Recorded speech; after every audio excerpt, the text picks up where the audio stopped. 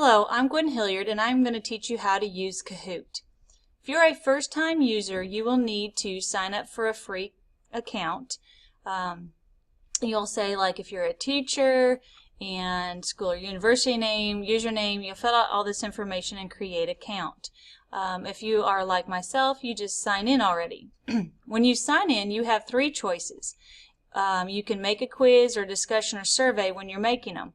If you want to look to see if one is already created, you could click on Public Kahoots. As you see, there are very many that are already created, and that way you can just use the one that's already created, or for this case, like I'm going to show you, how to make a quiz.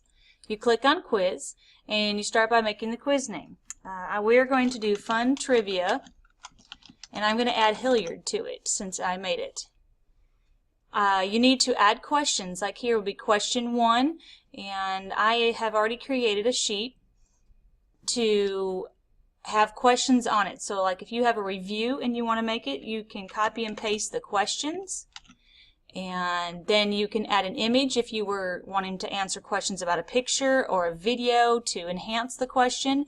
You can say points or no points in the question, and then you can set the time on it. I like 10 seconds. 10 to 20 seconds is usually very proficient. The question is, how many states border the Gulf of Mexico? As you saw, my answer is 5, so I'm going to decide this time the first answer is 5. You need a state that is the correct answer.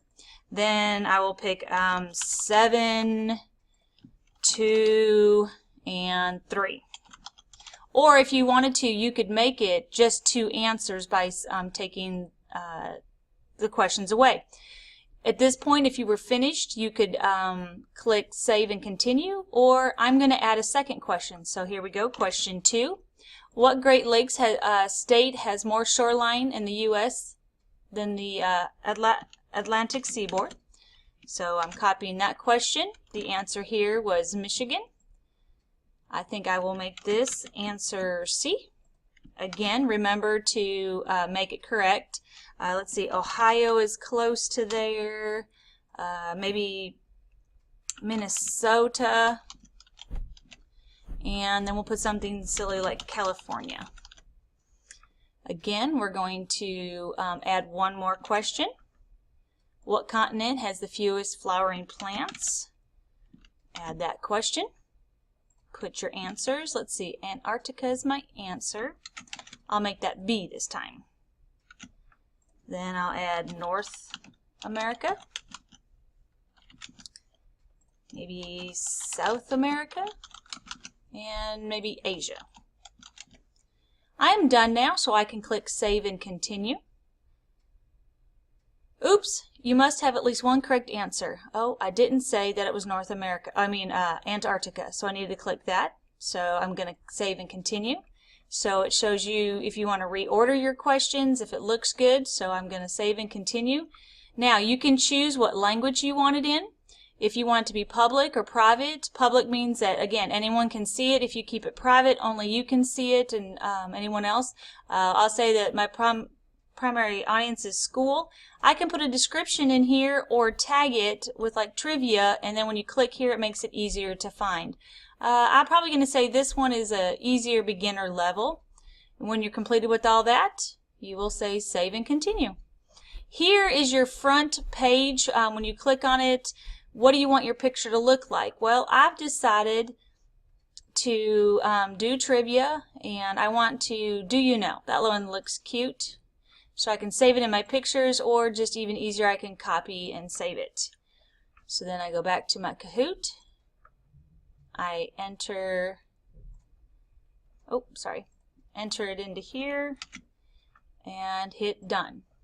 Now, do I want to play it, preview it, or edit it? Well, I'm going to check it out and see what it looks like. This way you guys can see how it works. This is what it will look like on the teacher's side, and then everyone that has a device, when they go to Kahoot.it, they will be able to put a game pin in. This is where you can decide if you want the game pin to be on throughout. So I say yes because if people come in late maybe.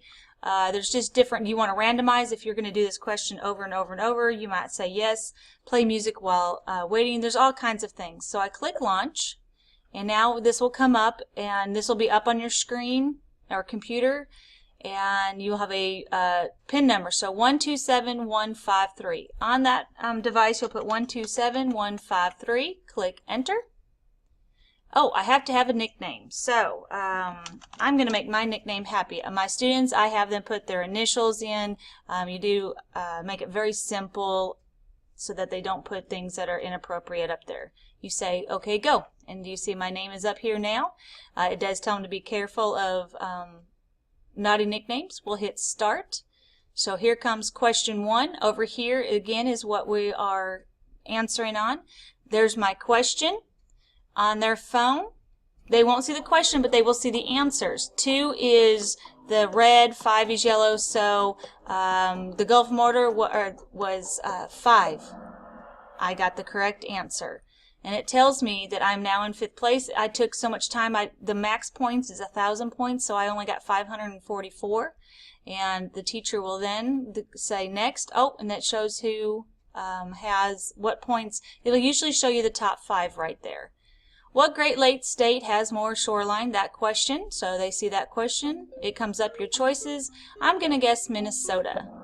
Oh, it told me that it is incorrect. So I did get that one incorrect. And going on to the last question, the continent that has the fewest flowering plants. Again, their students are choosing. They'll choose the correct one, hopefully. And when you come to the end, it'll show the score and it'll give you your final score person.